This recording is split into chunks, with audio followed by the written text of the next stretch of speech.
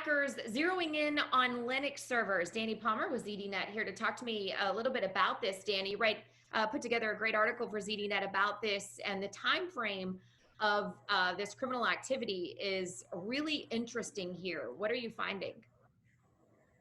Well, this new research by cybersecurity researchers at BlackBerry is interesting because they have discovered what they say is a newly uncovered campaign, but is not a new campaign in itself, because what they discovered has been going on since at least 2012, which is going back almost 10 years now. But the gist of it is that they found evidence of China's hackers working out of China, targeting Linux servers of organizations all around the world in order to gain access to networks for what's likely to be cyber espionage related activity.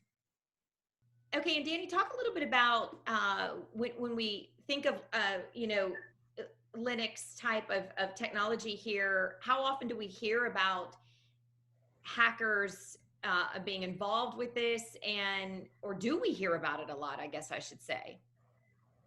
The interesting thing here is that Linux is not usually sort of public facing. It's usually the thing that's behind the scenes in an organization. Your average employee isn't going to be, thinking about it or using it. But crucially, these servers always need to be on and always active, always facing the web. This makes them a good target for cyber criminals, because not only can they gain access to them more easily without being noticed, because unlike, say, for example, a Windows machine, you don't have to have someone involved to, say, click an email link or open an attachment, or neither is there going to be someone to notice going, hey, this is weird, what's this? With the Linux servers running in the background, they can stay under the radar for a long time. In this case, it has been 8 years, and because it's at server level, it means that they have a persistent access to the network. So even if things are updated and changed on the actual on the PCs, laptops, which are in the corporate network, they're always going to have this potential access because of this access to the server. It's a really good place for attackers to be, because it gets them the access, and it's hard to know that they're there if you're not paying attention to it, because in many cases, these back-end systems can get forgotten about. I mean, IT teams change, administration teams change. It's quite easy, especially for a large organization, to just kind of forget that that's there. So it's an ideal place if you want to sneak around without being detected. Yeah, most certainly. And, when you think about a lot of the tips that we pass on, and that IT folks are trying to pass on to employees, remember to do this, make sure you're always doing this, change your passwords frequently, all of those little tips. It's not that easy when you talk about, a Linux server in the background. So, from a CIO level down, what is it that, that they can do to make sure that they're keeping these systems protected?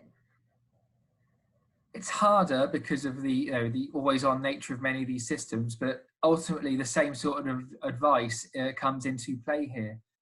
One of the main reasons this campaign was able to be so successful was because a lot of these servers had not been patched in a long time, allowing the attackers to gain access. So like how you patch a Windows computer, make sure these servers are patched and up to date. I mean, it might be inconvenient to have to take them offline, especially if it's the core of your network, but having that not being able to be accessed for a few hours surely must be better than having hackers in your network.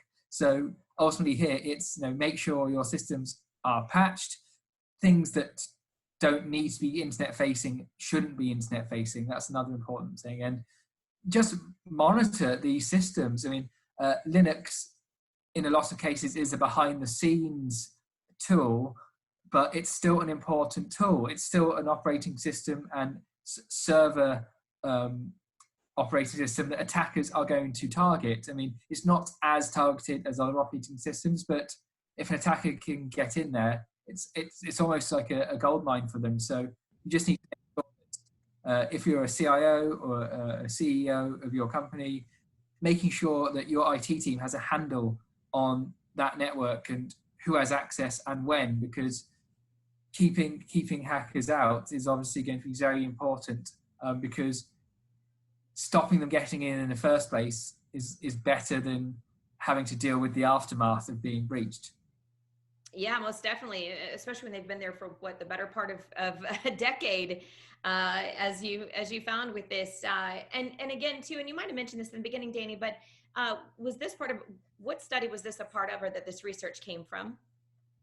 It was a research by BlackBerry. The company was looking to do research on. It was about various cyber espionage campaigns working out of China, and it just happened to find that this particular campaign was a newly discovered part. I mean, as detailed, it's not a new campaign, but it's just is the first time it's been uncovered, and it seems that this research has linked these campaigns to hacking groups working out of China.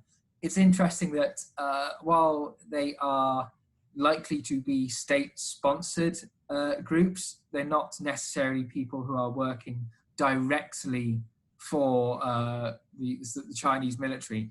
The report details how they are more like contractors. They're at arm's length, so have a bit more freedom in terms of what they do. I mean, there's been previous instances where other research papers have examined these arm's length cyber attackers and found that they're using the same techniques they use to conduct cyber espionage to make money in their own time by attacking companies to steal information. Attacking gaming companies is a big one, as it turns out, because they can get hold of virtual currency, which they can sell on for real money. But it's partially because that in this case that these are contractors that this attack has now been uncovered, because a lot of the tools they were using and the ways they were using it, names of files, were similar or the same to known Chinese-based attacks. So ultimately, the cyber attackers here have been let down by almost having poor cybersecurity of their own, by giving away that it was they who were up to it. So even though they'd spent all this time inside those networks, they left evidence behind that it was them, which has ultimately led to this campaign being discovered and detailed in the in-depth report. Yeah, unfortunately, they did leave that behind, so that they were able to be that this could be detected in. And I know you've got a great deal of information about this, Danny, in your article there, and of course, much more on cybersecurity in general. It can all be found on ZDNet. So thanks for being with us today, Danny, and thank you for watching.